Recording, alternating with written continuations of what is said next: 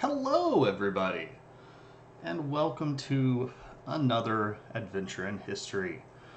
I hope you're all doing well. I am tired as I can be. Not sure if you all remember, but I'm still in the process of trying to get over COVID. Um, like the symptoms and stuff are gone, but the energy levels have not returned. What's up, Evo? Indeed, first. Does appear so.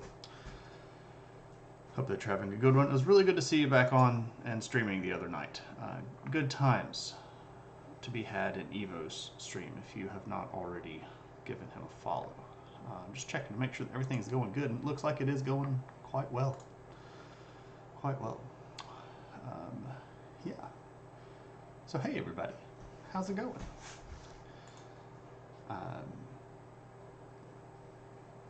Getting towards the end of the week. Got one more day. Got some weekend. Probably have chores this weekend. I think it's chore weekend. Maybe some plastic model building. I don't know. Need to do the dreaded Christmas shopping eventually. That's going to be, I think the longer that I wait on that, the worse it's going to be. So I should probably try to get as much of that done soon as I can, because it's just going to turn into like, throwing elbows and beating people and suplexing someone in the parking lot. And it's been a long time since I've suplexed somebody. I might throw my shoulder out. You got to be careful when you're doing that, right? But yeah, so we talk history here, and we'll eventually get to the history part. Usually, people have to endure like 5 or 6 minutes of me just like running my mouth at the top of the stream, which I don't know. It is what it is, right? What's up, Shmonite? And hello, Lumpy. How are you both? Hope you're both well. Lumpy, I have not caught many of your streams lately, and I will admit to the reason. The reason is that when you stream, there are World Cup soccer matches on. And it's very hard for me as a person who rarely ever gets to watch good football on TV to not watch football if it's available. What's up, Flask? How's it going? Good to see you. Yeah, so the good news is, Lumpy, it will be over by, I think, the finals on the 14th or something like that. It's on a Sunday. It's not this coming Sunday. I think it's the following one. Maybe the 18th. So it won't be too long before I'm back in the Lumpy chat making really horrible puns and just talking nonsense. I talk so much nonsense when I'm in other people's chats. I'm glad you had a title, since Mac and I completely forgot to ask you if you had a title. That's okay. I worked that out about an hour ago. I came in from work today and took about an hour and a half long nap because I was just exhausted from doing basically nothing. But that's sort of my life now. I get tired doing nothing. How is Shane still alive is a question I asked myself today. I mean, I make it. I make it. I'm not saying it's easy or fun. I don't have 250 students anymore. A lot of them have dropped or stopped showing up for class, or have withdrawn. But I started with that many. I can't remember how many I have now. Lots. No, they didn't die. There's a natural level of attrition that happens, especially in the fall semester. So students will show up and they'll be at college at the first time or university at the first time, and they get really excited that college is going to be great, and I know everything that I'm getting myself into, and I'm so ready to do this. And then they get there and they go, "Oh, this is absolutely not what I thought it was, and I do not have the capacity to handle this stuff, or I do not want to do this for the next 4 years of my life." So especially in the fall semester, there's always a marked attrition. No, it's not Battle Royale style. I'm on the second floor of the building. If we threw them out the window, that would be probably the end of some of them. I'd get in a lot of trouble for defenestration, right? uh, so there's a certain amount of attrition that's expected, but attendance this semester has been remarkably poor. Um, I think that the freshman students that have come to class this year had 2 years of very lax COVID high school experiences and did not develop as much of a personal, um, like internal responsibility of I must go to class, and that has cost a lot of them. Defenestration. I miss the Castle Gardens of Prague. That's the way to fix the war between the Protestants and the Catholics, right? Just throw people out of windows.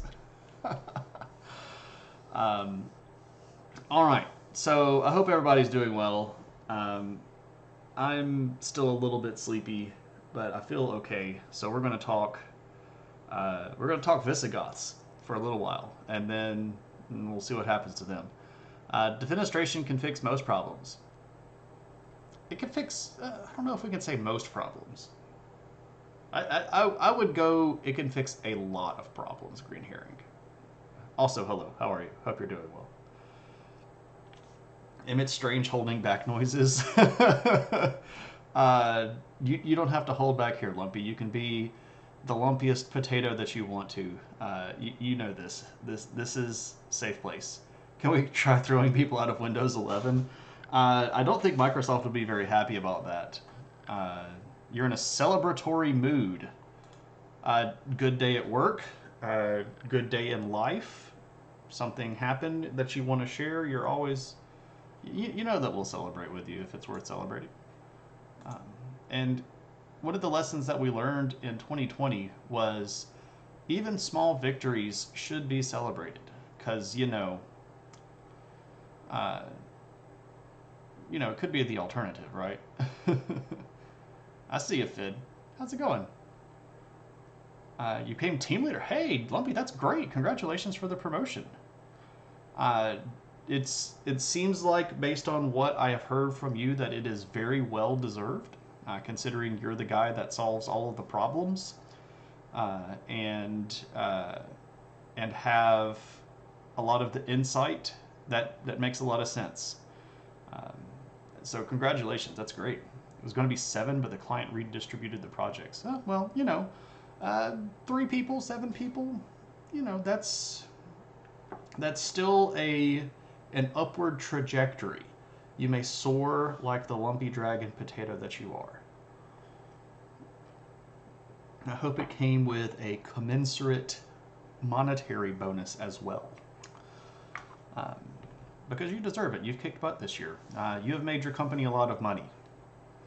I know that just from listening to you talk about all of the stuff that you've managed to fix. It does not. Oh, that's so modern day. Here, we're going to give you more responsibilities, but we're not going to give you any more money for it. But the silver lining is that they recognize how important you are, and they are willing to at least show that in some way. 1 year probation. Just here to lurk and bump the numbers. Tonight's stream coincided with a coding-related online meetup, but rah-rah. All right, Vipers. Well, I appreciate the bump up. Hope you're doing well. We'll hang in there. We'll make it. Somebody's going to have to step up with the viciously biting sarcastic puns, though. So we will miss those. But I hope that your online meetup goes well. So 1 year probation, then a promotion. we will give you the gift of verbal recognition of your okayness and the joy of responsibility, right? Merry Christmas. You get more responsibility. All right. So were the Visigoths the ancestors of persons of Hispanic ethnicity or Robert Smith?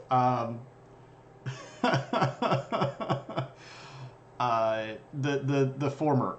I don't know. Maybe the latter. I don't actually know Robert Smith's historical ethnic background.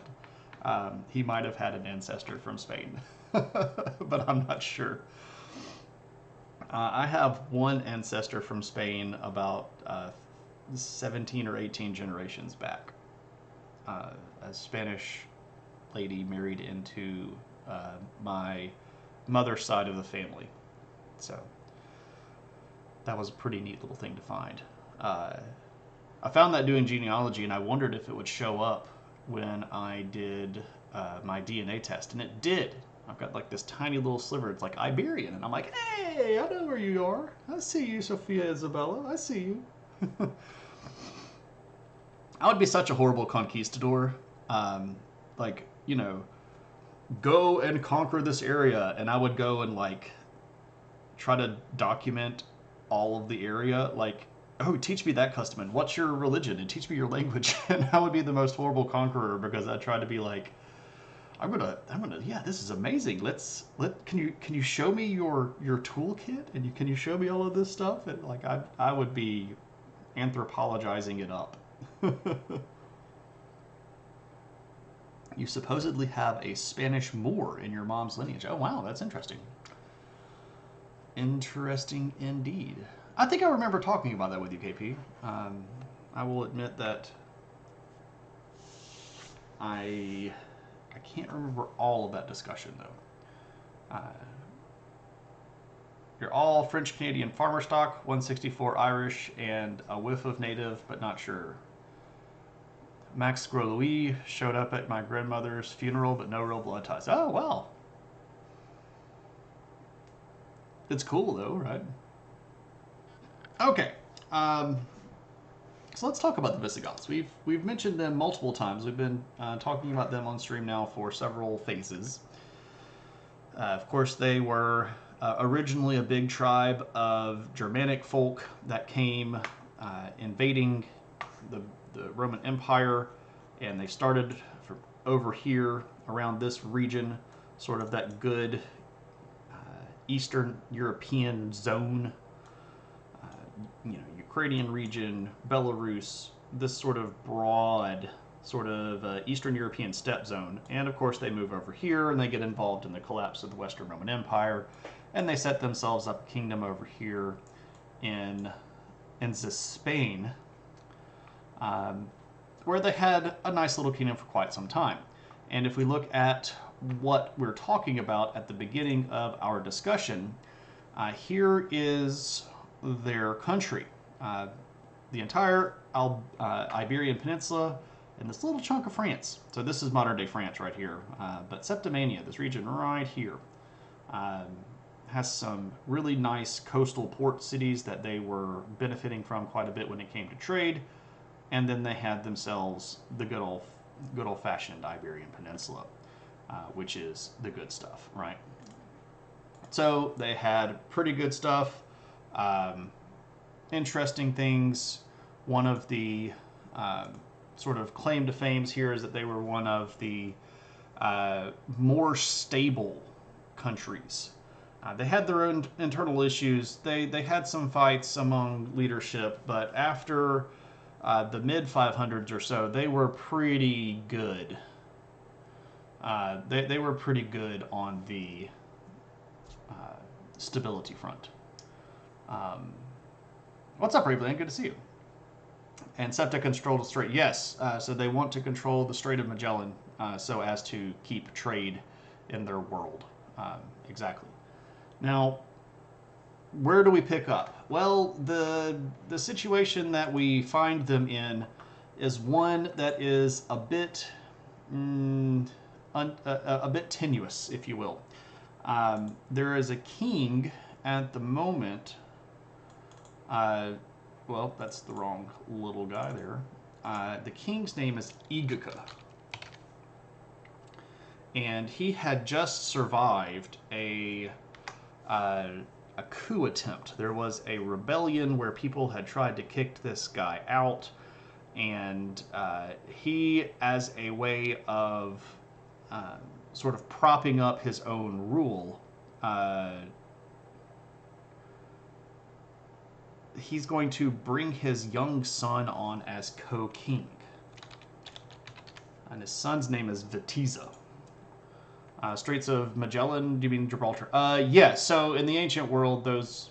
No, I don't know why I said Magellan. This is just a brain fart, I guess. Strait of Magellan is around the south part of South America. That's the Strait of Gibraltar. And I know that because we're actually going to talk about Gibraltar tonight. We're going to say where Gibraltar came from. But, you know, I'm a dum-dum. History of Spain, very interesting. I love this country. I've never been to Spain or Portugal, and I would really love to go. There's so much cool history over there. I would definitely enjoy going over. So shared rulership always works out. Well, it actually does pretty well for this guy. So Vitiza is going to get brought on in 694. We have a coin here where they put both of their faces on the coin. And we can tell this because there are two little squiggly things here, which, you know, clearly represent human beings. We all know that those are kings, right? This is in the Visigoth Impressionist movement. You know. Anyway, so here we go. They're ruling together. There's a king and there's this kid, and what are we going to do? Well, there's some stuff here. The historical reports at this time start getting a bit sketchy, and there's a reason for that. The central authority in the late 600s and early 700s inside of Visigoth Spain starts to kind of break down a little bit. And part of this is because there are lots of nobles that had become fairly powerful due to some land reorganization that happened in the mid-600s. And part of this is also to do with the fact that the Catholic Church had gained an impressive amount of authority over the course of the 6th century, the 7th century as well, so during the 600s. So the bishops here, the capital is Toledo. So the bishops of Toledo were expressing a disproportionately large amount of political influence, and they recognized that in a way so as to use it to their own benefit. There were quite a few religious debates going on. We won't get into the weeds of the different interpretations of Christian scripture and stuff like that. But basically, there were some sort of very conservative branches of the Spanish religion, and there were some more that were kind of more interested in interpreting certain things a little bit more liberally so as to take advantage of the potential political influence that they might gain. And of course, nobility is going to follow the power base, and the kings are going to sort of be instead of a pillar where the king is at the top and there's sort of a straight line of command, there's almost sort of like a tripod of power in Spain that's developing at the end of the 600s and into the 700s, and that's going to be detrimental overall to the king's ability to do stuff like respond to threat. And there were quite a few threats. The Franks, just to their north, had begun to solidify their hold. The Merovingians had ceded a lot of the control of their country to the mayors of the palace, who were being much more assertive at keeping the boundaries firm and expanding the territory and keeping out invaders and such. So while Spain is sort of like it's fracturing a little bit, the kingdoms around them are strengthening up, and especially the Umayyad Caliphate, who at that point controlled a gigantic portion of the face of the earth. They had, at this point, Central Asia, what is modern-day Iran, Afghanistan, Pakistan, all of Mesopotamia, most of this part right here, which is Syria, the Arabian Peninsula, and then all of northern Africa. And especially they were sitting right here just across the strait looking at Spain as a potentially welcome bonus of some ambitious young ruler who might want to go make a name for himself. Gotta sneeze.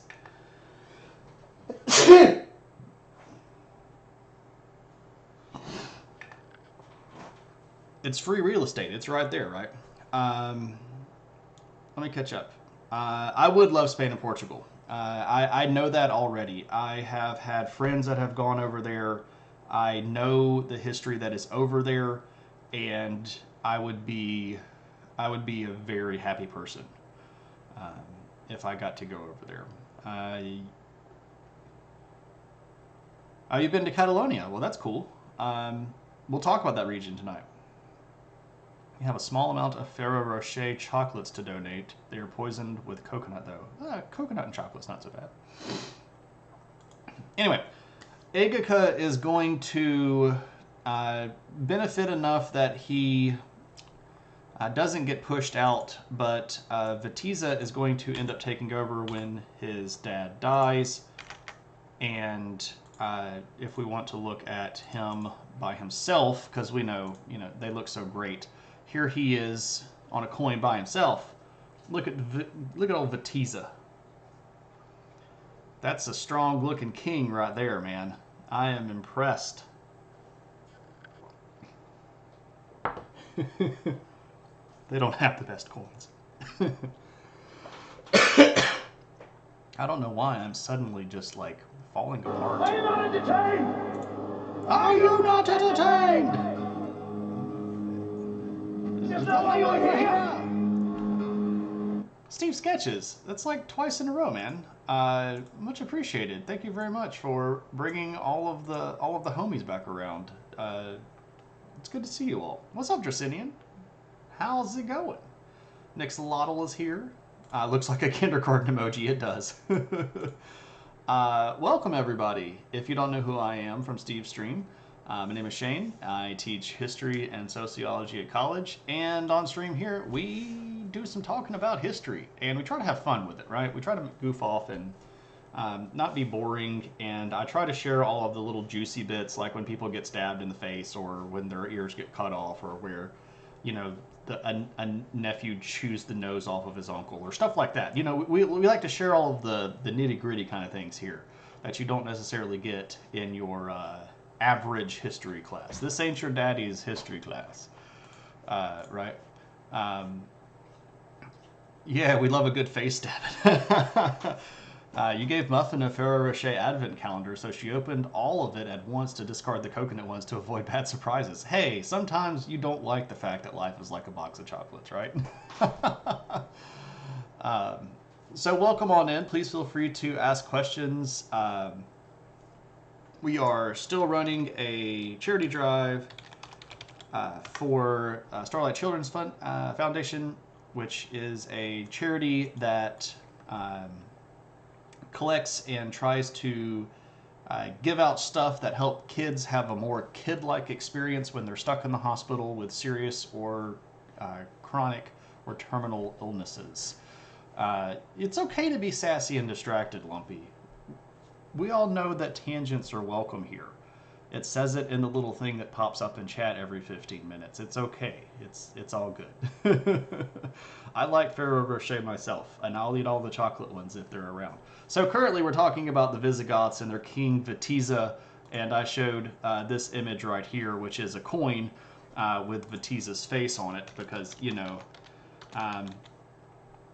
why not? I like to try to show photos of the people that we're talking about if I can, and unfortunately we don't usually have the world's best photos of these people because, we're talking about the year 702 AD, so they didn't have the world's the greatest portrait artists hanging around doing coins.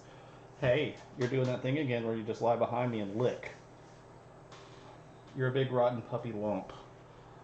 The dog has just plorped down on. Hey, you're doing that thing again where you just lay on the floor and lick. Now she's showing me her tummy because she doesn't like to be criticized for licking. You want to come up here? You just want to come and see me? Come here. You can see a little waggling butt right there. Come here. Come on. It's okay. Come on. Oh, hello. Yes. Is this what you wanted? Did you want some attention? Oh, I see you. Hello, Kaylee. I see the puppy. I can't see anything but the puppy. Oh, my goodness gracious. I know it. I know it. I know. Yes. Oh, so many sugars. Oh, good gracious. Oh, good gracious. There we go. Such a loving dog. Oh, choose your own adventure still on. Now I should probably turn that off. Not that I'm like super worried about it, but you know. Whoop. There we go. Thank you, Nixon. She is a cutie pie. She's a big mess. Big, fluffle-butted mess. Really are hoping you recover the weird downward tower in Portugal. I'm not sure exactly what downward tower you're referring to there, Lumpy. So I gave Steve the shout out. Steve, thanks to you again for the raid. Hope everything is going well in your world. Just hit 10k points again. It's telling you to click it. You should go follow Nixolotl. You'll see the little artist emote beside Nixolotl's name in chat. That is because Nixolotl drew/animated the little puppy head pat emote that we got. This mysterious inverted tower steeped in Templar myth. Oh, good gravy. Anything that's steeped in Templar myth could also just be steeped in poo. That's a few hundred years from us, Lumpy. That will be post First Crusade. Like the Templars did it. I read that with appropriate sarcasm, Alex. All right, so anyway, Vitiza, he's the king. It's 702. What do you do if you're the king? Well, we don't really know very much. We've got a couple of reports about this guy, and they either say, this dude was amazing, or they say, this dude was horrible. And again, what we're looking at is this fractioning of power that I referred to. There were some people that thought Vitiza was a great king, and the reason they thought he was a great king is because he wasn't as harsh as his dad. His dad was a pretty horrible dude, and that was the reason why he had the coup against him in the first place. And when Vitiza takes over the throne, one of the things that he does is he calls back a lot of the nobles that had been exiled by his father. And he forgives them and gives them back their land and their titles and stuff like that. So people are like, hey, Vitiza. And then we have these other reports where it's like, Vitiza was a lascivious lush, and all he did was bring in women to his harem and have sex all day. And we really don't know if that's true because it's written after a lot of stuff happens. Vitiza might be an okay dude.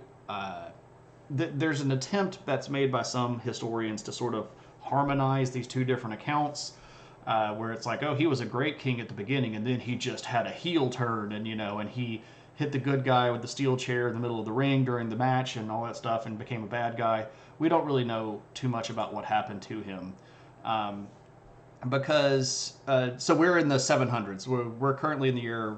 So Vitiza, the guy that's the king right now, rules from 702 to 710 in Spain. So we don't know a lot. We've got one source that's actually pretty close to the time period that's written in the 750s. And that's the one that says that he's a pretty good guy. The later ones are the ones that talk about how horrible he is. So we really don't know too terribly much that we could say conclusively. So maybe he's a really good guy. Maybe he's a really horrible guy. Maybe he started off okay and then turned into a bad guy. No, we're not sure. But he dies in his 20s. And this is where things get really sketchy. Because the next guy that's king is this dude named Roderick. and the historical sources are not very kind to this guy. And the nobles apparently don't like him very much either. So there are a couple of theories. Because Vitiza was in his 20s, some people say, well, Roderick just had that dude assassinated. And some of the historical sources even say Roderick and a group of nobles that hated Vitiza went in and killed him, and Roderick put himself on the throne.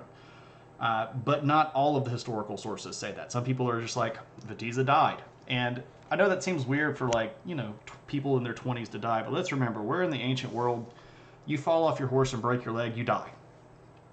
You know, you end up like, you know, one of the Henrys, I think it's Henry the Fourth or the Third or something like that in England, who was chasing a woman that he wanted to talk with, and he ran into a door frame and split his skull open and died. Right? You die weird ways in history, you know? So maybe he just died. Maybe he got stabbed in the back. Maybe they poisoned him. Who knows? We don't actually know what happened to Vitiza except for, oh, he did. So he's gone. We've got Roderick now. The thing is, Roderick, super not popular. And it could be because his coins look like hot garbage. Grandma had 10 children, 7 of which died in a drafty window one bad winter day. Yeah, exactly. So this is Roderick here, question mark.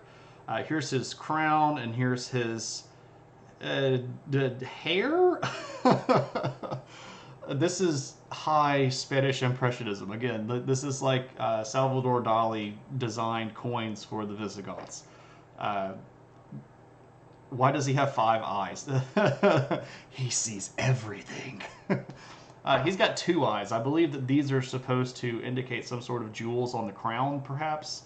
But again, I'm not sure. This is sort of like, yeah, with the nose does look very Squidward-esque. The kind of the long, droopy nose here. I think these are supposed to be ears, but they could also be hair. Again, he's so long dead, he doesn't really care that we're making fun of him. But his coins looked dumb, if we're just being for real. And we can see here again, this is pretty common where ancient coins end up being necklaces for people. This is why they have these nice little holes in them, because they just poked a hole in it. And look, I've got an ancient coin as a necklace. Squidwardian, yeah. This is the Squidwardian movement of the Visigoths artistic style. And as you note, everybody looks kind of like a squid. And the multiple eyes here are supposed to represent tentacles. Right? It's an odd thing looking at some of these coins. But what's up with Roderick? What's his deal? Well, he takes over in 710, and just like from Jump Street, nobody likes this guy. He is almost immediately sort of set upon by a what he calls a pretender to the throne, which, you know, he himself might be a pretender to the throne. He could have killed Vitiza. We're not sure again. But we know that there's a guy named Aquila II. Not Attila, but Aquila. And here's Aquila. He sort of looks like Baby Yoda, because he's basically just all head and then a gown.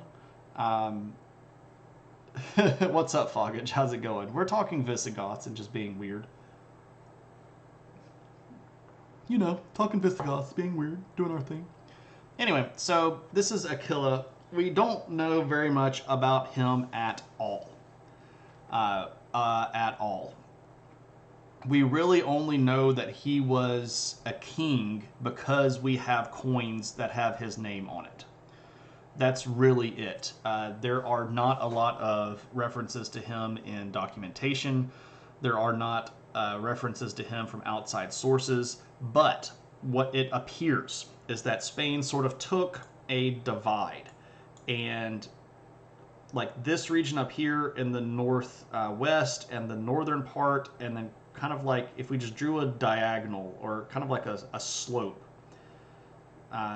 this region up here seems to have broken away from the kingdom to follow Aquila as a king, and then the southern area down here, including Toledo, stayed under the command of Roderick.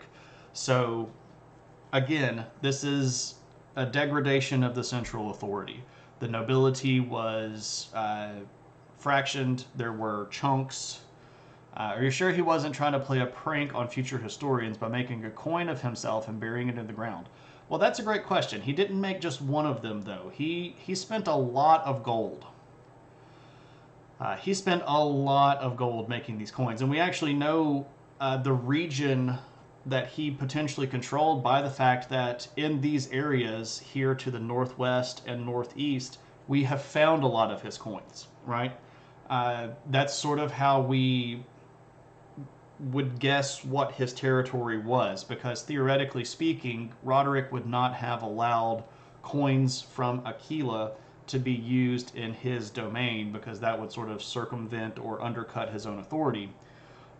So you would think that the area where we find Aquila coins would be in his territory. Now, we do find some of these actually over here in the Frankish kingdoms, across the Pyrenees into the regions down here, which would have been Aquitaine in France. So there does appear to have been some sort of cross-border trade between the Franks and Aquila's kingdom, but we don't have textual references to him.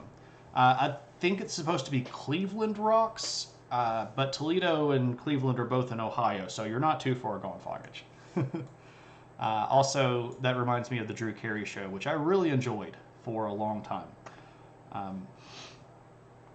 They came up with Four Loko before Four Loko was around.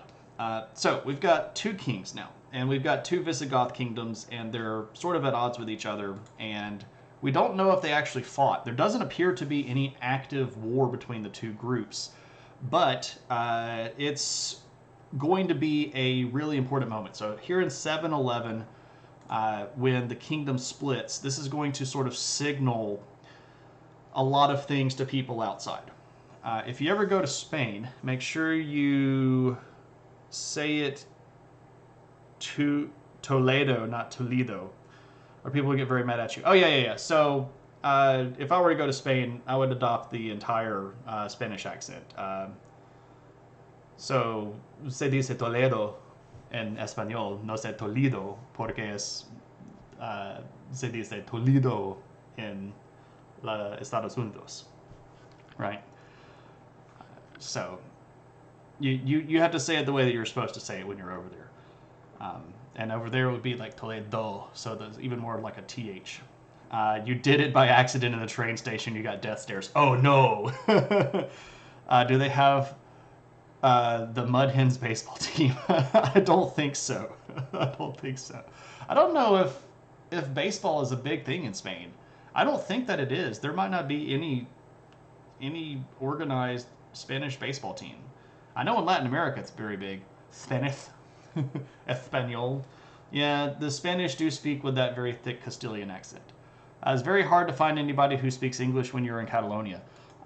Some people in Spain would say it would be hard to find somebody that speaks Spanish in Catalonia, because they don't really consider the Catalonian version of Spanish. It's like Spanish,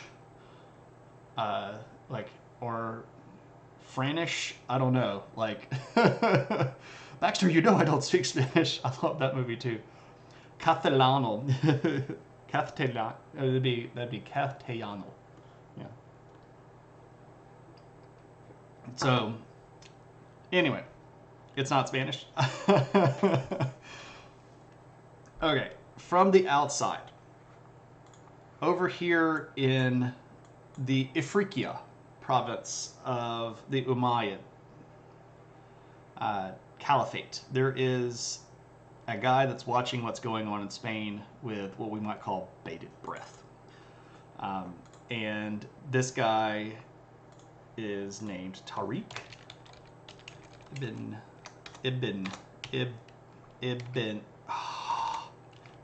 It's bad when you can't type, right?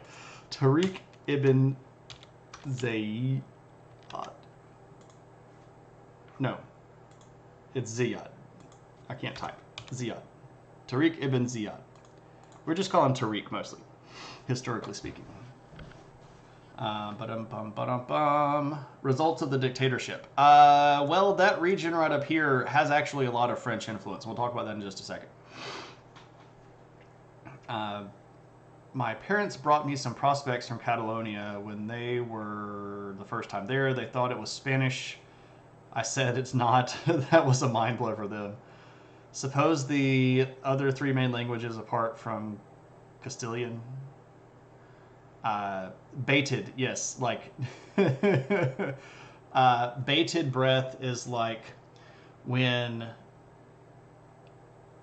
Okay, so abate means to stop in English. Bated breath means like you are getting ready to go. It's BATED. Yeah, so you are getting very excited. Like if you are going to go spend the weekend with Muffin and you get very excited about it.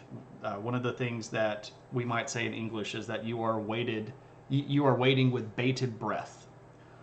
No, I got it. I was just trying to make sure that there wasn't some French to English idiom. No, I got the joke. I got the joke. It was there. And I appreciate that. I just ended up explaining your joke, which I don't know, I probably shouldn't have done. Anyway, Tariq ibn Ziyad, and we just frequently refer to him as Tariq. Now, this guy is a Berber from northern Africa over here. So Berbers were an ethnic group that had converted to Islam and formed a pretty big chunk of the Umayyad military force over here in their Ifriqa province, so Africa, right? And he had a pretty decent-sized army, and he really wanted to invade Spain. And when all of this stuff starts happening, when Roderick and Aquila start fighting, or they split the kingdom, Tariq goes, "This is the time to go." And so he is going to lead an invasion. And this is the Umayyad invasion, and his invasion starts in 711.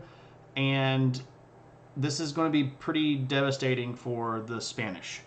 He's going to have a pretty big army that is mostly Berber, but has quite a bit of Arabic command structure in it. So a lot of the middle level and upper level officers are Arabic, and that's important because it's going to be an issue in just a bit.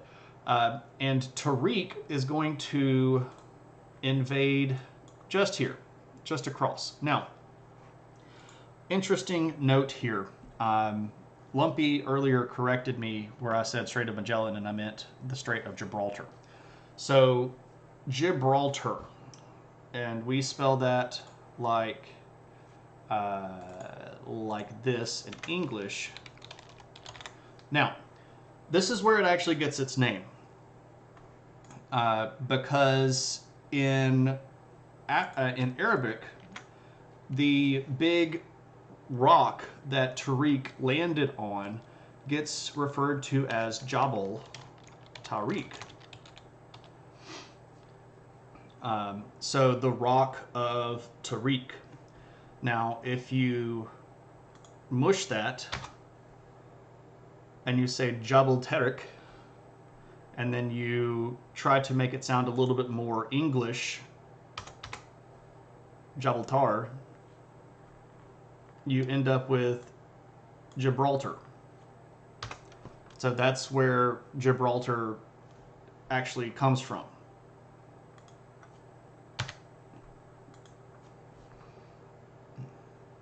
So that's where we get the word Gibraltar from in the first place. It is a remembrance of the location where Tariq lands in Spain with his invasion force. Don't know how many people knew that. I think that's one of these cool little things. So I hope that did something for you. Now, today I learned. So, he's going to have a big army with him. And the first thing he wants to do, he wants to go take Toledo. Now, Toledo, again, is like right here, sort of inland. So there's a long way between there. And Roderick is going to build up his army and go out to meet Tariq. And that doesn't go well for Roderick at all. There's a battle in 711 at a place called Guadalete, and Roderick is going to die in battle. Now, what's interesting here, there's sort of a debate as to how exactly this happened. Because if you read the historical sources rather closely, what it sounds like is Roderick put together this big army and went out to fight Tariq. And then when the nobles found out like how big Tariq's army was, they're like, we're probably not going to beat that guy. And they talked Roderick into fighting him anyway. And then when Roderick went out into the battle, all the nobles were like, we're going to book it. And they sort of retreated, leaving Roderick on the field alone, therefore having him killed. Again, Roderick was not popular. So was this assassination of the sovereign by chickening out in the middle of battle and strategically running away? It might have been. It might have been. Because a lot of these nobles got back to Toledo, and then, Tariq is following them, like in the, like right behind them, and gets to Toledo. And a lot of those same nobles who thought, like, oh, we're going to set up a new kingdom and we're going to be king, end up surrendering Toledo to him in 712, so just the next year. I will use this trivia to woo random women at the bus stop. I couldn't help but notice that you were looking my way, and I just wanted to let you know that I'm pretty strong. And I'm very reliable. You might even say that I'm like Gibraltar. And by the way, I know.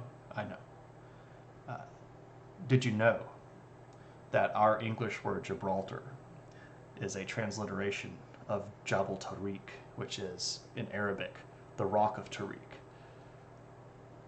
Of course, this comes from the invasion of the Iberian Peninsula by Tariq ibn Ziyad in 711 with his large Berber and Arab army. I know. Yes. Here. Just take my phone. You can put your number in. Of course I'll call. Of course. Women selected randomly, or women who you might describe as random. Oh, that's interesting. Yeah. Funny story though. You once approached a lady at a bus station, and we ended up being together for 3 years. Hey. It works. That's like one of my favorite ways to assassinate a king, to be honest, right? Like, show up for battle and then, oh man, we're going to get creamed. Let the king go off and fight that guy. What happened to Roderick? You wouldn't believe it. The fool charged headfirst to the front line of the battle, all his own, and got murked immediately. Please tell me he had this face on him when you talked for the first time. No, I was petrified the first time I actually had a conversation with Brittany. Green herring is hot right now. A lot of words are from Arabic. Not the current one, but his first long-term relationship. There we go. What's up, Theo? Good to see you. Yeah. So, Tariq ibn Ziyad. He's over in Spain for about 3 more years, just basically beating the junk out of everybody. So from 711 to 713, he's conquering Spain. And he takes pretty much all of the southern part. Now, what's interesting here, at some point, the actual Wali, so I should note here, the Umayyad Caliphate did not have what we would call provinces. They had waliyas, which is a territory under Wali. This is W-A-L-I. And the Wali of the Africa province was sort of worried about what's going on over in Spain. So he decides that he probably should take a bit of time to come over and see what's going on for himself, because you don't want your underlings necessarily getting too big and maybe carving off an entire province to themselves and not giving you the proper benefit to that, because he is your servant.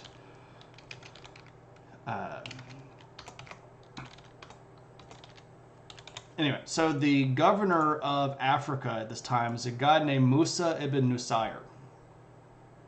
And he decides that he needs to go over and sort of supervise what's going on in Africa. I'm sorry, in Iberia, because this Tariq dude is sending back all these great reports about, oh yeah, man, I'm kicking their butts. They are falling right and left. I'm killing them all. And he's like, don't want to get to the point where this guy thinks that he's above me. And that actually was happening. Like, Tariq was sort of angling at becoming the provincial wali, the waliya, and had effectively set himself up as the political power in the conquered part of Spain. So Musa is going to come over and go like, hey, remember me? And he's like, hey. And Musa is an Arab, and that's an important thing here. And the army that he brings with him to reinforce Tariq's army is also Arab. And that's an important point. What's up, Sagiri? Good to see you. How's it going? Now, when Musa shows up with reinforcements, they get really excited and they decide, we're going to invade up here in the north. And again, this is where Aquila is. And somewhere in 714, Aquila is going to run into these two guys on the battlefield, and then he dies.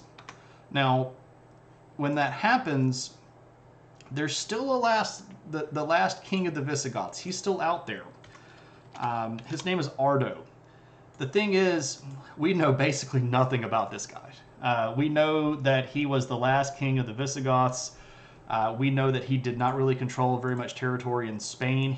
Most of his territory was actually sort of over the Pyrenees here in southern part of France, and in the mountains right here. But he's not looking that great, if we're just going to be honest. And Ardo is going to sort of be like, we got to go get that guy. Where's Ardo, right?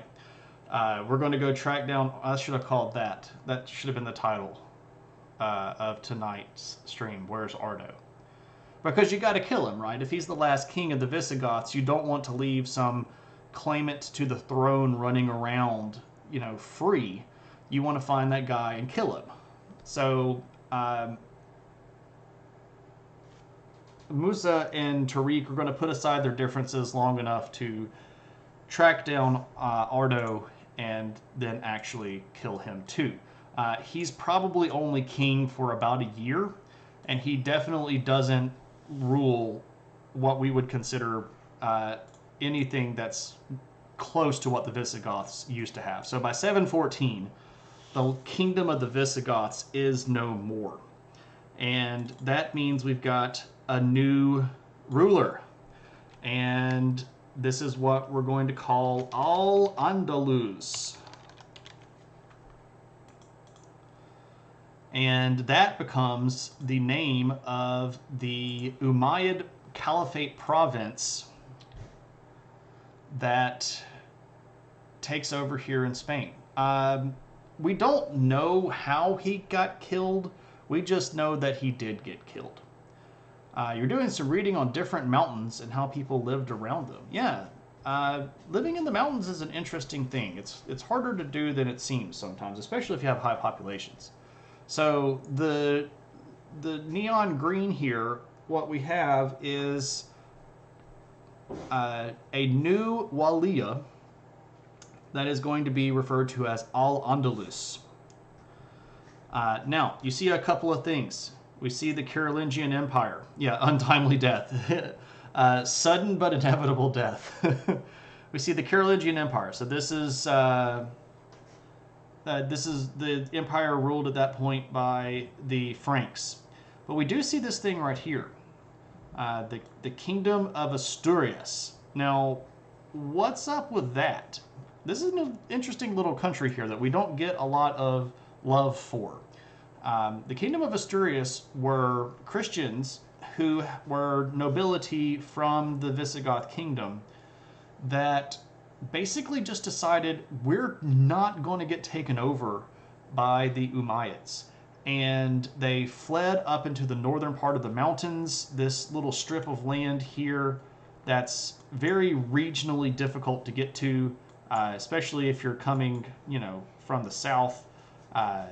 And they carved themselves out a kingdom that sat basically right here, sort of on the northern part of this plateau.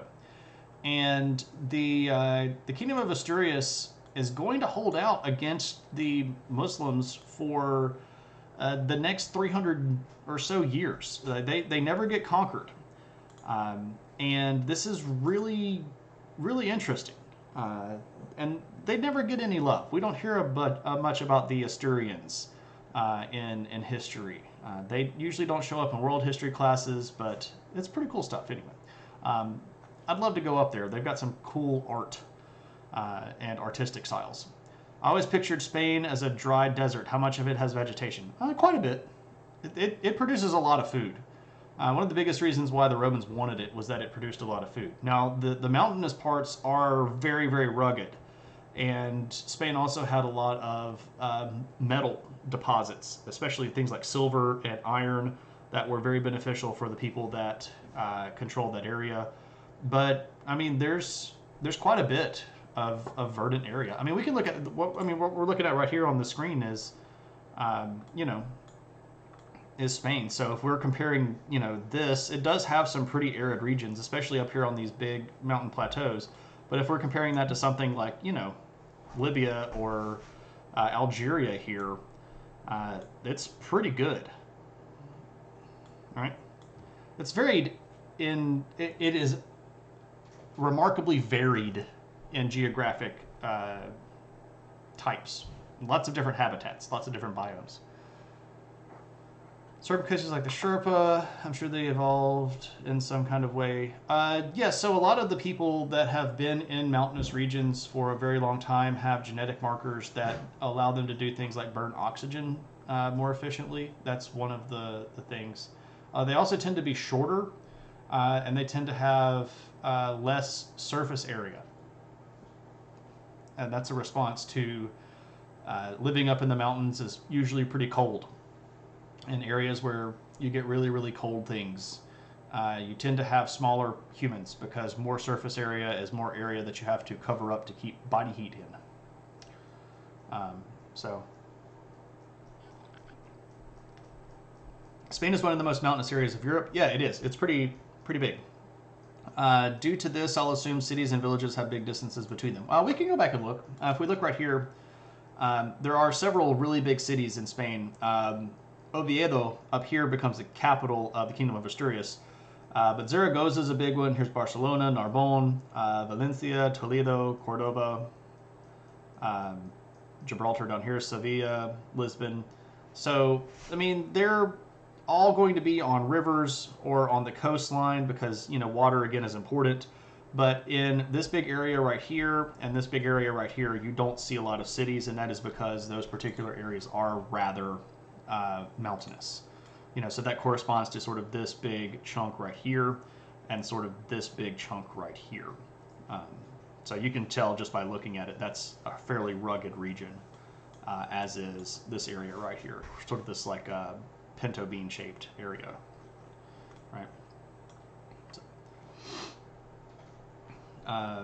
yeah, you can't go up the Himalayas without a Sherpa. I think it's actually illegal to go up the Himalayas without a Sherpa. Anyway, so we've got Al-Andalus. They're part of the Umayyad Caliphate. Now, what does this do? How does this affect the people that live there? Because they're all Christians, right?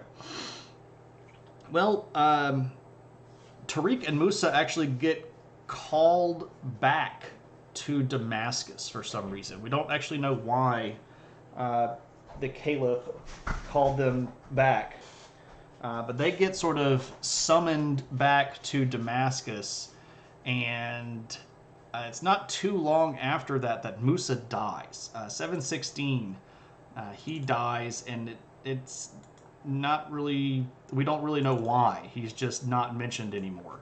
So both of these guys are sort of like out of the picture, and they send Musa's son to sort of be the new director in the territory, and they sort of mop everything up, and start solidifying stuff. But what do? What happens? Well, the Christians in the area are mostly going to be treated pretty well, and part of this is because, again, the population of Umayyad loyal people are not going to equal the population of Christians in Spain.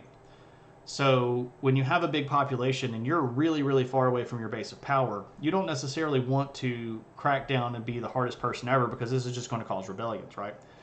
So a lot of the Visigoth nobles are actually going to be able to retain their territory. A lot of the existing government structures and laws remain in place. But you got to swear some oaths, right? You got to swear to follow the local leader, and you've got to start paying taxes. And the taxes are a sticking point because they are fairly high, and they're designed to be punitive. And the only way to get away from those taxes is to convert to Islam. But that's not something that a lot of Spanish Christians want to do, because they had been Christian at this point of various sorts for 400 years. So it's tough. It's tough. Now, the big cities are going to be the exceptions to this. So a place like Cordoba or Toledo or Sevilla or Barcelona, the Umayyads are going to move into those cities. And especially in Toledo, there's going to be a lot of hurt feelings, because this becomes the seat of the Wali, and in the big church in Toledo, the Muslims are going to build a divider, and they're going to turn half of the big basilica in Toledo into a mosque. And this does not go over well. There are a lot of consternation typed feelings going on about this. I mean, you realistically could go up without a Sherpa, but should you? No, I actually think like to climb Mount Everest, you literally have to get a permit from the Nepalese government. And I think the only way that they will issue you a permit is if you have arranged Sherpa assistance. Like, I do not think that they will legally allow you up the mountain if you don't have Sherpas with you. And I think this was actually something that was worked out a few years ago, because the Sherpas went on strike and basically said that they were being taken advantage of, which they were. So I don't think that you can literally go up the mountain now without a Sherpa. So, okay. So there's some consternation happening in the cities, because Arab and Berber and some Yemeni people are now in the churches, turning them into mosques. But if you are a mid-level Visigoth noble, the only thing that's probably going to change for your life is now you pay your taxes to different people, and the taxes are higher. Did Sir Edmund Hillary get a permit, or was he a man? Sir Edmund Hillary did whatever he wanted to, because he was a rich British noble who did whatever they wanted to, because the British people ruled the world. So probably not the best example to use there. Were he bereft of his money and status, he'd just be a dude. Just a dude that climbed a hill. And he had Sherpas with him anyway. So, just saying. So, what do? If we are now in control of Al-Andalus, and we've got this big territory, well, what we should do is we should invade France. And the leadership tries to invade this southern region right here, again, which is called Aquitaine. They did this in 721. So the first time they invaded, it didn't go so great. The guy that was the ruler of Aquitaine was this big noble called Odo. And Odo is going to defeat them and push them back. And so then they're going to come back again a few years later, and this time they beat Odo, and they take most of southern France. So sort of this whole region right here, and then a big portion of Aquitaine. And this, of course, is when Odo is going to run up to Paris and talk to this guy. This, again, is Charles Martel. We talked about him last week. Charles Martel, at that point, was the mayor of the... no, at that point, he was actually king. No, he was the mayor of the palace. That's right. Sorry, I'm getting my orders of things out. Anyway, Charles Martel and Odo show up back down here in the south, and there's a big battle right about here at a place called Poitiers, or Tours, in the year 732. And this is sort of what halts the Umayyad expansion out of Spain. That's a pretty big deal, because at that point, the Umayyads had not really been checked on the European front. They had taken over Spain very, very easily. They conquered basically the entire Iberian Peninsula in about 3.5 years. That's not a long time. And the Umayyad dynasty, or caliphate itself, had expanded incredibly rapidly. So in about 100 years, they had conquered everything from the Indus River to the Pyrenees Mountains. And it's an amazing amount of rapid expansion. So this was a big stop for them, where they realized, oh crap, we can't go any further. So, okay, if we can't go any further, well, we just need to sort of settle down here in Al-Andalus, and we need to handle our own business. Well, when they start handling their own business and they don't have external enemies, if you don't have enemies on the outside, you start finding enemies on the inside, right? Because everybody's got to have a bad guy. Everybody's got to have a finger to point. Everybody's got to have somebody to blame when stuff goes bad. And if you'll remember me mentioning, I made special point to refer here that Tariq's army was mostly Berber, and Musa's army was mostly Arab, and the leadership of Tariq's army sort of had an Arab crust. So most of the Muslim population inside of the Iberian Peninsula at this point was Berber ethnically. The Arabs were mostly, though, in the positions of power, because the Umayyad Caliphate was an Arab caliphate, an Arab dynasty run by Arab people, and they gave ruling positions to Arabs. But this is where things start getting tricky, because if you've got one group of people that is doing all of the telling, and one group of people that's doing all of the doing, well, that starts creating a caste society. And especially the Berbers don't like the fact that they're sort of not even being treated as well as the non-Muslim Spanish nobles, and that makes them real mad. And over the course of a few years between 741 and 743, there are a big series of Berber revolts. They start over here in Africa, and they spread all over the Ifriqiya province, and then that spreads up here into Al-Andalus. And the Berbers in Al-Andalus are going to have a really hard time against the Arab armies, because when they start rebelling, the Umayyad Caliphate starts sending more Arabs. They send 10,000 Arabs under the control of an Arab general to Al-Andalus in order to put down this Berber rebellion. And when they put it down real hard. They kill a lot of people publicly. They make a whole bunch of show over doing things like public beatings and whippings and torture and stuff. They kick a whole bunch of people out of positions and throw them in jail or exile them.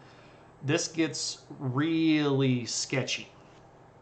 And to a certain extent, the Arab leadership of the Al-Andalus Waliya recognized that they had gone too far.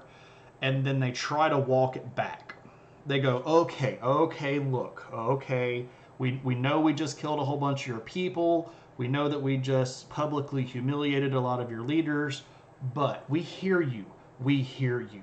And they create this weird sort of quasi-territorial fiefdom system where you're going to have these kind of like independent chunks of territory that are going to get passed out as kind of like, I'm sorry, take me back, messages like, oh, we just killed half of your family, but look, we'll give you this little county over here.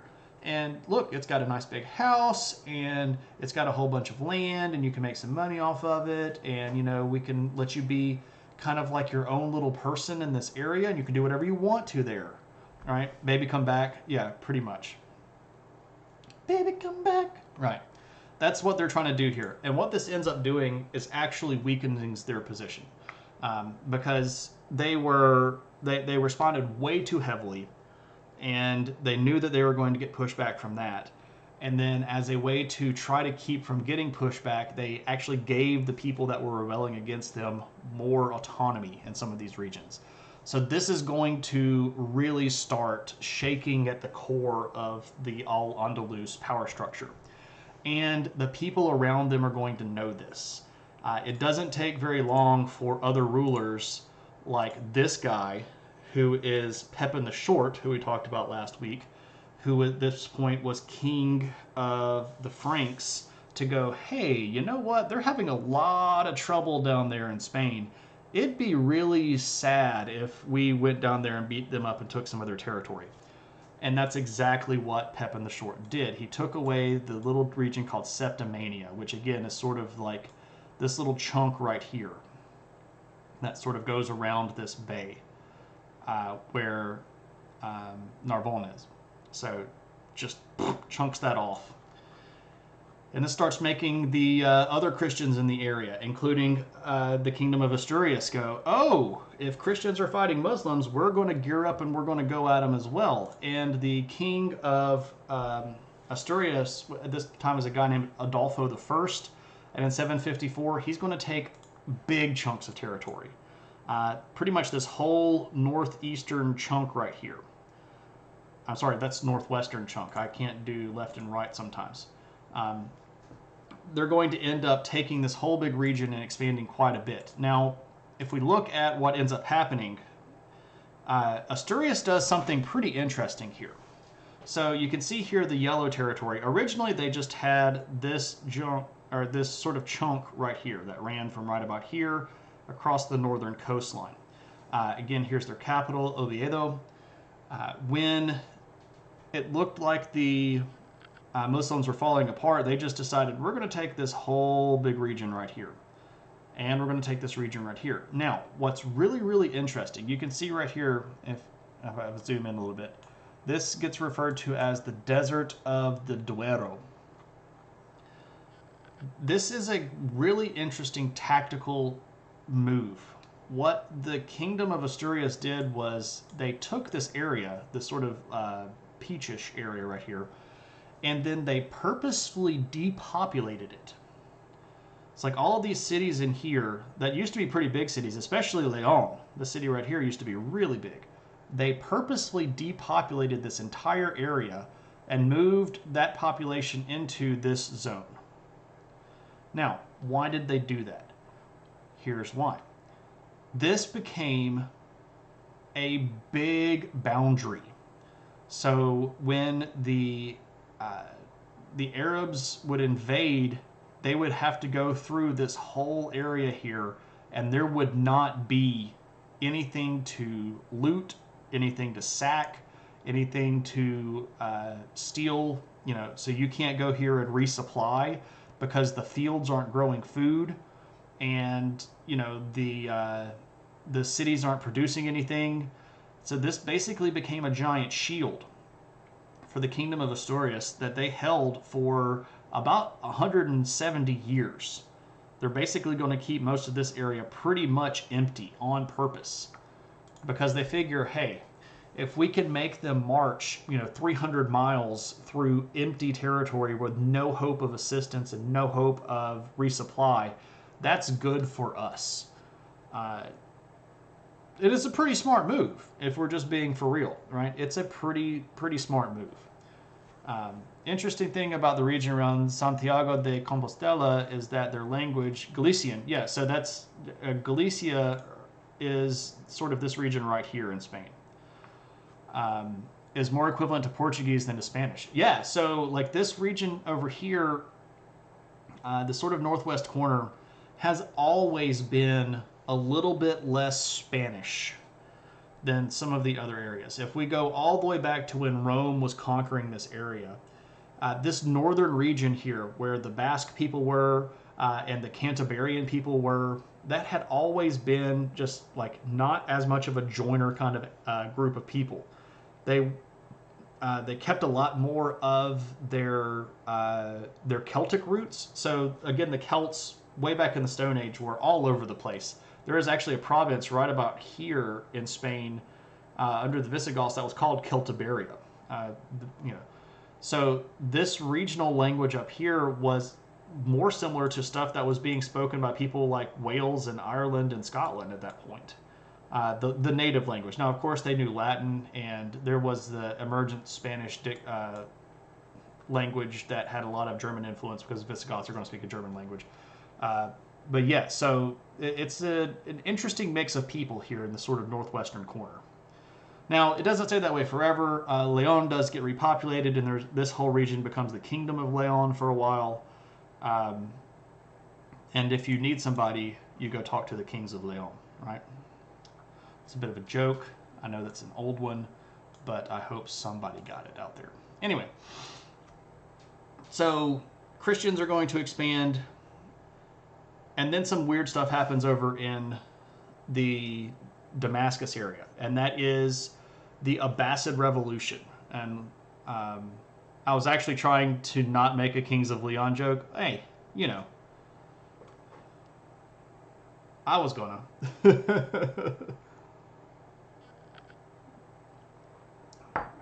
Somebody had to step up because Vipers is just lurking. So there have to be bad puns from somewhere or I'll die. And I can make a pun because I know how to save a life. Anyway, so the Abbasids are rebelling over in the Mesopotamia region. And what is this going to do to the Umayyad attention?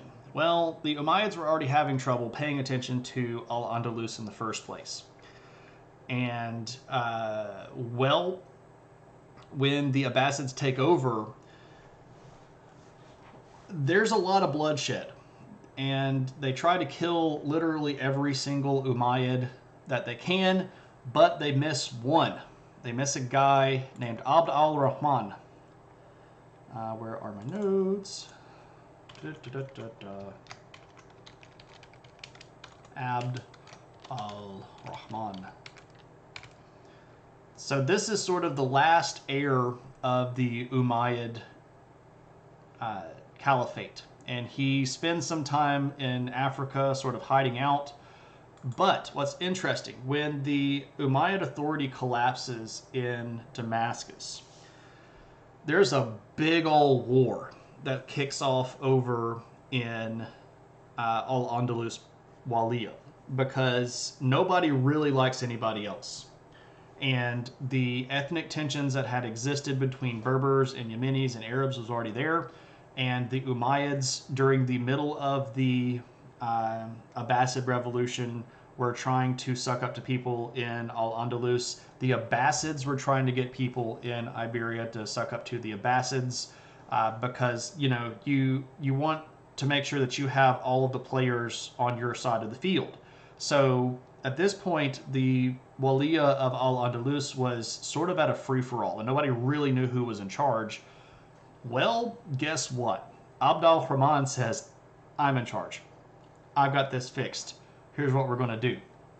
Abd al-Rahman is going to invade with a very, very small army of loyal troops. And when he gets to Al-Andalus province, he's going to go, who hates the Abbasids? And a lot of people are like, yeah, that'd be me. And he's like, come on over because I'm an Umayyad and I'm the actual heir to the Umayyads, considering the Abbasids literally killed all the rest of them. And they're like, oh, cool, you're an Umayyad. Well, load up, come on over. And this starts off a big one where, Al-Rahman is going to have to fight everybody. And it's a really weird type of war where he's got an army that's sometimes going to be fighting against Christians, and other times they're going to be fighting with Christians, and sometimes they're going to be fighting against Arabs, and sometimes they're going to be fighting with Arabs. and sometimes against Berbers and sometimes with Berbers. And Abbasid supporters are going to be like dying left and right or getting sent back over. It's a big mess. And from like 754 to 756, there's just going to be a whole bunch of fighting. And at the end of the day, in 756, Al-Rahman is going to take Cordoba. And he is going to, at that point, decide, I'm an independent ruler, and I am no longer going to call this region Al-Andalus, and he names it the Emirate of Cordoba. And Abd al-Rahman proclaims himself emir. Now, does he proclaim himself caliph? Because this is an interesting question. He was an Umayyad and he had a claim to the title of caliph. Did he use it, though? There's a lot of speculation about this. Some people say yes, he did. Other people say no, he didn't. But what we do know is that not too long after he declared himself emir, he stops praying for the Abbasid caliph, which is a big insult. So there were certain people you were supposed to pray for, right? You're supposed to pray for the caliph, and you're supposed to pray for these people and do all these prayers on certain times of the day. And he passes a decree that nobody should pray for the Abbasid caliph anymore. And that's kind of like the final middle finger to, I'm doing my thing and I'm not going to follow the Abbasids anymore. He does have a lot of internal issues, though. The Berbers and the Arabs and the Yemenis don't like being treated the same. Especially the Berbers and the Arabs are still at odds with each other. He, of course, is an Arab. That means that some of the Berbers don't like him, but the Berbers also hated the Abbasids, so some of the Berbers do like him. This is really, really messy, and he spends most of the time between the 750s and the 760s basically rounding up and trying to beat back all of these rebels. And he does a pretty good job of it. The Abbasids actually do send reinforcements. In 763, there's a big invasion by the Abbasids, and he beats them back. So by the 770 mark or so, Abd al-Rahman is in a pretty good spot. Now, he doesn't have everything, right? But he's got a lot until this guy shows up. This guy is Charlemagne. And Charlemagne knew what was going on down there in Iberia, and Charlemagne sort of, again, wanted to put together the entire Roman Empire again, because he wanted to be emperor. So Charlemagne's going to invade, and this is 777 and 778. Charlemagne gets down and he does take a chunk, especially this sort of chunk right up here in the north that includes Barcelona, part of Catalonia, which is sort of this coastal region right here. So this region right here gets chunked off and goes to the French kingdom, and what we're left with is something that looks kind of like this. So we have the kingdom, and by the way, this map is in German. It's the best one that I could find, and I liked it.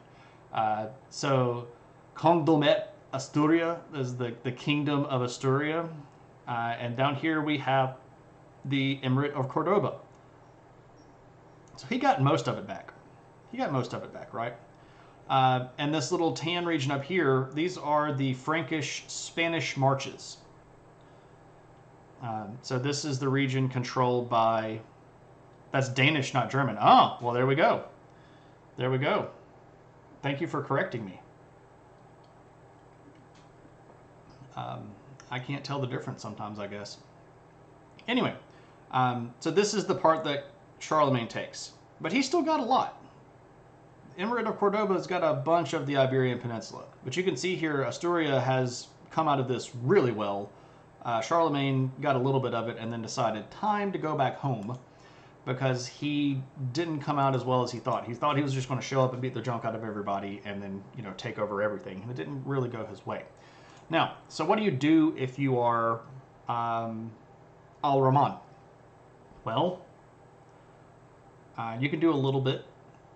Was it a lot of desert in the interior back then too, or was it better land? It was not better land back then. It looked very similar to the way that it does now. So after the Carolingian invasion, Al-Rahman does lose a little bit of steam, and he does have to back off a little bit. Now, he does keep some of the broad tolerances. The religious tolerances are still there. Like if you want to be Jewish or you want to be Christian, you can still do that. He doesn't make it illegal.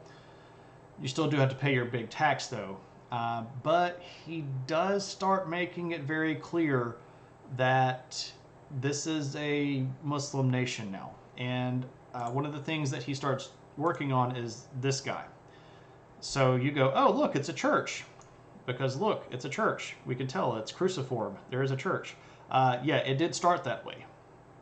This was the Basilica of Cordoba. And it started off as a church, but you'll see all of these porticos that were built around it. This is added by Al-Rahman, and this is the very famous Mosque of Cordoba, because he took it over and he didn't let the Christians use it anymore and turned it into a mosque. Now, you probably have seen photos from inside of it, stuff like this. The very famous arches of the Mosque of Cordoba, and it's really pretty, right? To be perfectly cool, this is really pretty stuff.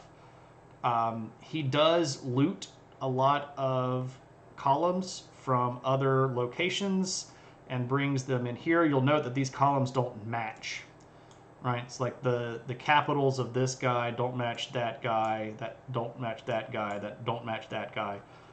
That's because he's looting a lot of stuff. He's taking a whole bunch of stuff out of Christian churches. He does move some stuff from places that had been former Roman pagan temples, and he brings them in and builds all of these arches to sort of show off the fact that he's in charge now.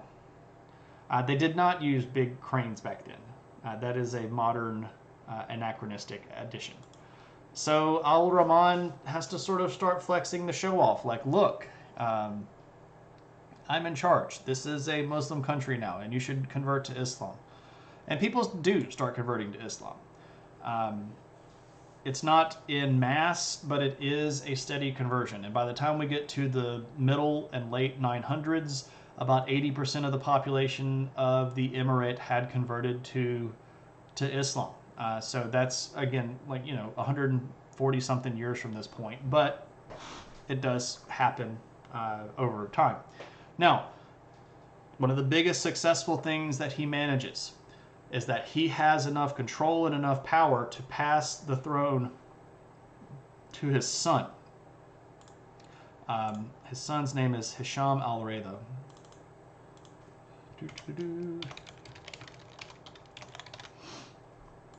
So in 788, Abd al-Rahman is going to die. He does pass the throne successfully to his son, who does take over and rules successfully for about 8 years. That was a big deal, because when Al-Rahman first showed up, there were a lot of people that did not want him there. And the Abbasids especially did not want him consolidating his power over the area and establishing a dynasty of his own. And he still claimed to be, the rightful ruler of Islam, because he was the last Umayyad, right? And he said that the Abbasids were usurpers. I mean, which they literally were usurpers. There's no way to get around that. So him solidifying his power base enough that he can easily pass the throne to his son, who then rules for quite a good period of time without challenge. This is good. Now, Hisham al-Rida has some trouble. He does try to take some land back from the Christians, and it doesn't go so great. He tries to retake the Galicia province, and it doesn't go well at all. He does try to take some of the more central part of the Kingdom of Asturia. He has a little bit more luck with that, but mostly what he ends up doing is conquering cities that are kind of empty, and then he kind of has an empty victory, because the Kingdom of Asturias will bring soldiers down to sort of man these cities, But when they decide to abandon them, they literally just abandon them, and then there's nobody else in the city, right? Because they've depopulated the region. So what ends up happening is that Hisham will have these battles where he has to fight the Asturians, and it looks like he's doing really great. And he'll take a city, but they'll just evacuate, and then he has basically empty territory. Now he can move his people in, but then it's not the same as like having something to show for it, right?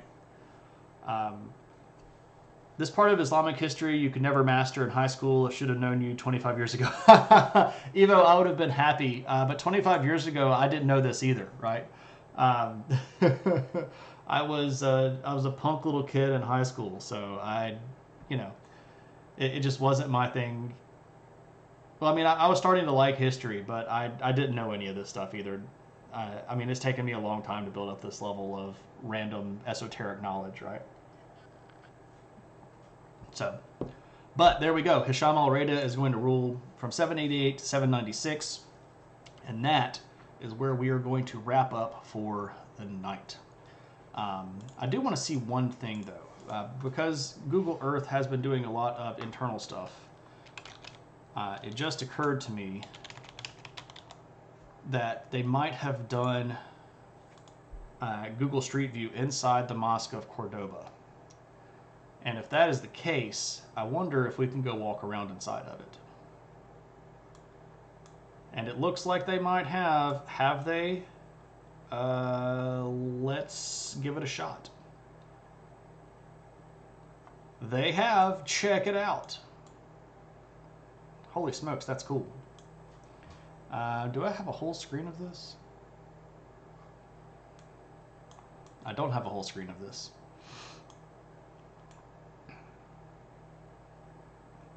This is neat though. So it has been transitioned back to being a church at this point.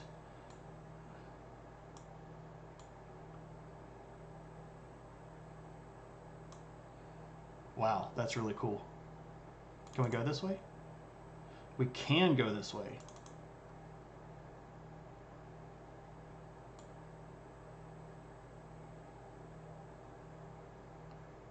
That is really cool. Hey, Eviscera, good to see you.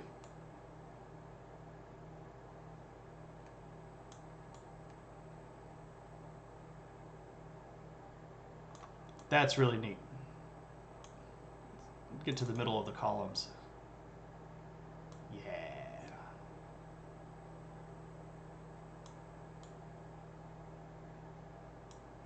I would love to go here. One of my sort of bucket list areas that I want to go to is Spain. And this is definitely a place that I would want to spend some time hanging out and looking around. But we'll leave on that one. This is a pretty high note to be able to check this out from the inside. I give Google a lot of crap for being a big evil company, but they do stuff like this, and it gives me a little bit of a warm fuzzy back to them. But I don't know. This is pretty fascinating stuff here, and you can do this too. Again. You can do Google Earth online, or you can download Google Earth for free, and you can go walk around and click on stuff and look at stuff like this all the time. But that's all for me. So, as always, if there are any questions about any of this stuff, you are welcome to ask. If you have any point redemptions that you want to spend, now would be a good time to do so. Otherwise, we're going to get ready for a bit of a raid.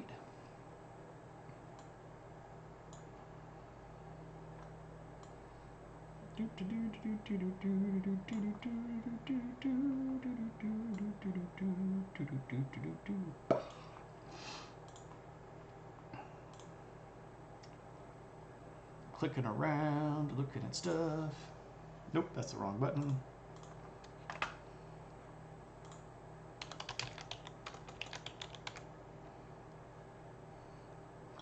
Where am I supposed to be going? Old drum. Yeah. All right. Well, they're not streaming. So as part of our I'll do this again. We have met our donation goal, but we don't have to stop at the donation goal. If anybody's feeling generous and wants to donate to Starlight Children Foundation to help kids who are hanging out in the hospital with, well, no, they're not hanging out in the hospital. I shouldn't have said it that way. Kids that are in the hospital with serious or critical or terminal issues, if you want to help them have a more kid-like experience, you can donate there. They're a pretty good charity. I would not put out the shingle for them if I did not believe in it. We met our goal thanks to you all super generous people on Tuesday, but we can go above that if we want to. As a note, I checked before I came on stream. The stream team that I am part of had a goal of 20,000, which is a pretty high goal. And as of the period of time right before we were streaming, the complete stream team put together, Aristotle, is that not why you are here? The stream team had, as a collective, gotten almost to $28,000. So, as a stream team, we have already blown out the goal. And thanks to you all who donated. What up, Aristotle? I was actually about to raid, and I was like, "Who? Aris is raiding, or Aris is streaming." If you're not already following Aristotle, why not? Aristotle is a philosophy teacher at college, has a PhD in that, is a super intelligent guy. I've unfortunately not been able to hang out in his chat very much because I've been going to bed at like 8:30 or 9 o'clock because I'm still trying to get over this COVID junk, which sucks. Aris, how'd the stream go? Hope you're doing well. Good to see everybody who came in. Radical, what's up? Good to see you. Allergies are kicking your butt, and you gotta grade some final papers for ancient philosophy. Just give them all Fs and say go live in a box like Diogenes. That's probably the best and most accurate lesson that they could learn. You know, just you're becoming too soft and dependent on the luxuries of things, right? What's up, Noger? If you're not following my buddy Noger, you got to give Noger a follow too. He's also a philosophy guy. Noger reads philosophy papers on stream and then breaks them down in ways that people like me can understand. So that's pretty great. When I was a kid, you loved Final Fantasy VII, but your friends who started the first playthrough changed your character names from default for some reason, so Aerith became Eris. So when you say Eris, you think of Aerith.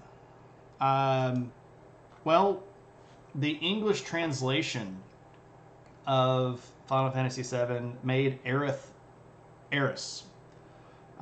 So maybe they didn't actually screw around with you. That might have just been the English localization. That might have been what happened. If you're a real Final Fantasy VII nerd, you played an entire playthrough after you learned that Red 13's real name is Nanaki, so that you can get to the particular scene in Cosmo Canyon where you're talking to the old guy who's Nanaki's father, and you can get the goofy line, Nanaki is Nanaki. And then you have a giggle because you just spent about 28 game hours to get a joke.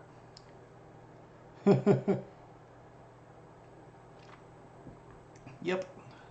Nanaki is Nanaki. Yep. Giant nerd. That's me. You're a real Final Fantasy VII nerd if you got the Barrett date at the Golden Saucer. These are levels of nerddom you could never hope to attain. This is why you and Axter get along so well. Yeah, I mean, Axter's is a great dude. I like that guy a lot. He and Cammy are both people that I would give hugs to if they were so inclined. All right, who is streaming in my stream team that I could raid? Because I know that I could raid somebody. The person that was supposed to raid me didn't raid me. Okay. The person that I'm supposed to raid isn't streaming. Well, there you go. So, to whom do I raid? This is the question. By the way, for those of you coming in from Aristotle, I didn't even introduce myself. Hello, my name is Shane. I teach history and sociology for a living at college. I know a bunch of weird stuff, and I teach history. Well, not teach. I don't know. I guess it's teaching. We talk about history here on the stream, and we end up goofing around and having a good time and making really bad jokes and just horrible puns and doing all the goofy things that you might expect somebody to do if they're a giant nerd in their free time, because that's really just pretty much what I am. You know, it's how it goes. You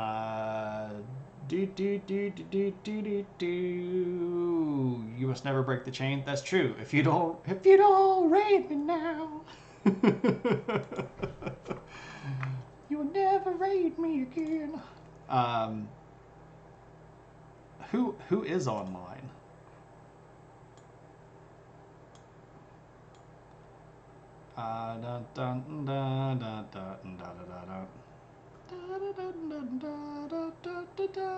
Ooh, who is this? Pelin Alt. I don't know who this is. Let's go see if they're around. I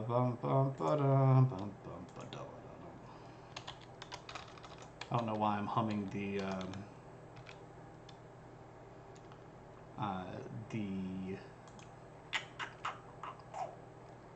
Simpsons theme song.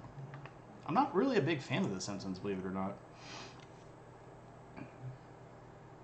I mean, I've got a lot of people. So I'm supposed to raid somebody that's in the 12 Days of Streaming charity event that I'm part of to sort of keep the momentum of the charity drive going.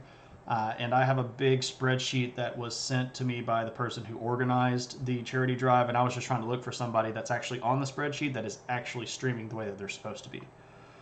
So we're going to go raid this streamer named Pelin Alt. And I'm guessing that this is an alternate account for someone named Pelin. But they are currently playing No Man's Sky, which is a game that Steve Sketches absolutely hates. So if Steve's here, I'm not doing this because I hate you. I'm just doing this because I'm trying to continue the thing that I'm supposed to be doing. Steve, I hope you don't hate me. If you're still here. All right. Anybody have point redemptions or questions that you want to ask about anything?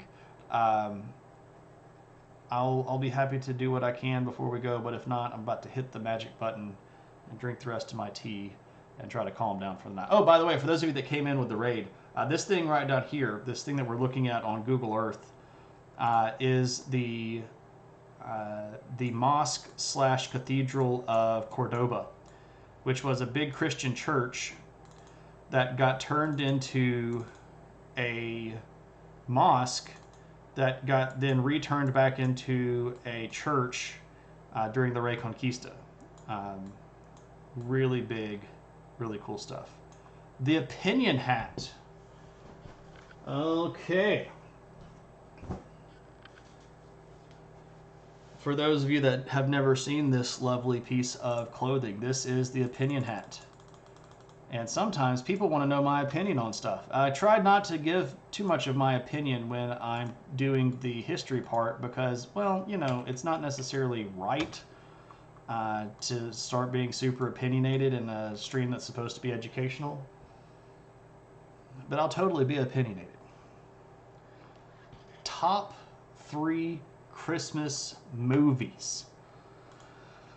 That's tough because in general, I don't like Christmas movies. I know that's a horrible thing. I've just never, I guess you can call me a Scrooge or a humbug or call me whatever you want to. I like Christmas for what it is, and I don't like the fact that we end up like, it's the repetition thing. It really is. It's the repetition. You get to this time of the year, and you're going to see the same 20 movies on every channel a million friggin' times. And like, I don't need to watch a movie 6 times a year, every year. What up, Noble Crumpet? I mean, the Muppet Christmas movie is a good one. But I don't need to see it every year. Go follow my friend Noble Crumpet, who is also a history aficionado. Sometimes streams video games, other times streams live action D&D stuff with the party.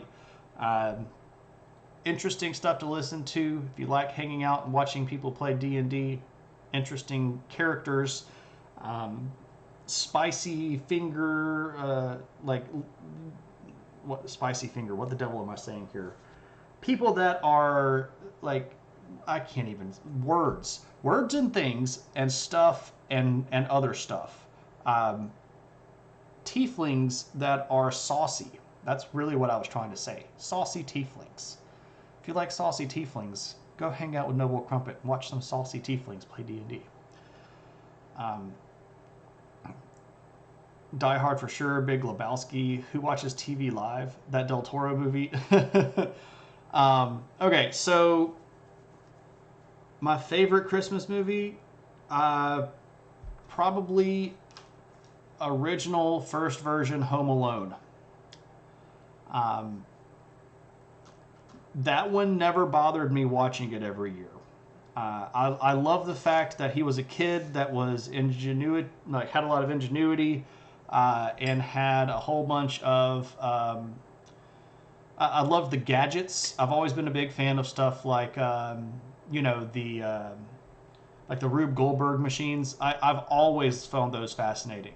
So Home Alone, right up there at the top.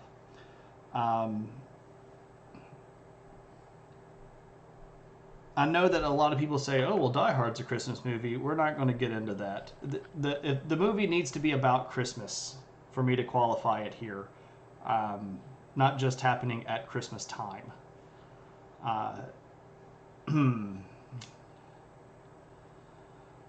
And see, that's really hard because like I can't even really think of. I'm going to have to go to the Google. I'm going to just have to Google Christmas movies and then go through the list. And it's not that I can't think of what they are. It's just that I can't think of the ones that I like. Like, I mean, I could name a million of them. You know, like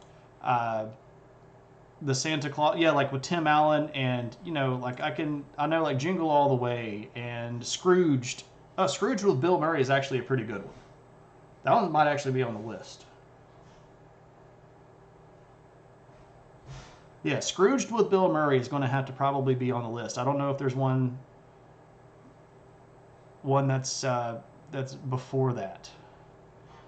Um, hmm.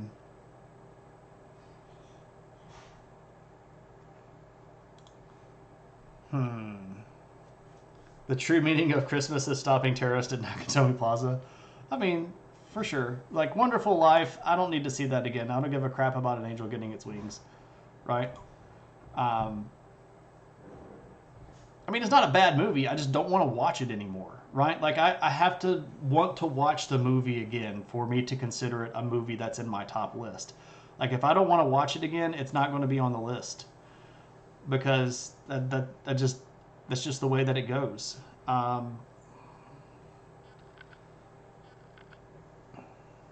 Fat Man with Mel Gibson was actually remarkably good. We watched that one last year. It's remarkably good. It really is. If you haven't seen Fat Man, watch it. Um, hmm. So maybe I'm just gonna maybe I'll go maybe I'll veer into something that you might not expect me to. Fat Man is 100% about Christmas. It's 100% about Christmas. Um, the main character is literally Santa Claus. I'm gonna go Home Alone, Scrooged. If you haven't seen Scrooged, by the way, Bill Murray. Bill Murray can do very little wrong to me. I I love almost everything that Bill Murray's ever done. He's a really funny guy. I grew up watching the old movies that he was in, like Caddyshack. Um, Great stuff. Um, so I'm going to put Scrooged at 2, and then I'm going. And this might blow everybody's mind. I'm going to put Love Actually at number 3. I actually really like Love Actually. I really do. I know it's a movie that everybody poops on and that everybody laughs at. I think it's a fine movie. So I get the opinion hat that I want. So I'm going to say that's my number 3. So there we go. Trading Places is where you saw Jamie Lee Curtis. She's beautiful, so that's up there. There we go. Trading Places is like Die Hard. It's a necessary setting, but not about X's movie. The meaning of Christmas used to be rescuing the misfit toys. Yeah, I mean, Island of Misfit Toys, that's a pretty good one. The old Rudolph stuff is great. The old Frosty the Snowman is great. I just don't want to watch them anymore. I've seen those movies 30 times. I don't need to watch those anymore. I do wonder if the new Ryan Reynolds Christmas movie is any good. I didn't even know that he was in one. So, old Rudolph has issues. Okay. I will admit to liking Love Actually, but more because you had a crush on some of the people in it. Hey, that's perfectly fine too. It's got everybody in it, and it's got genuine good laughs. Like, Bill Nighy's character in that movie is actually hilarious. I find him hilarious. I just, every time he gets into that sound booth and can't sing the right words and then lets out that giant string of curses, I laugh my butt off. You haven't watched Fat Man, you saw Mel Gibson as a Christo Pagan icon with a gun and beard. It's not Jewish people. It's not Jewish people. But that is a fair assessment.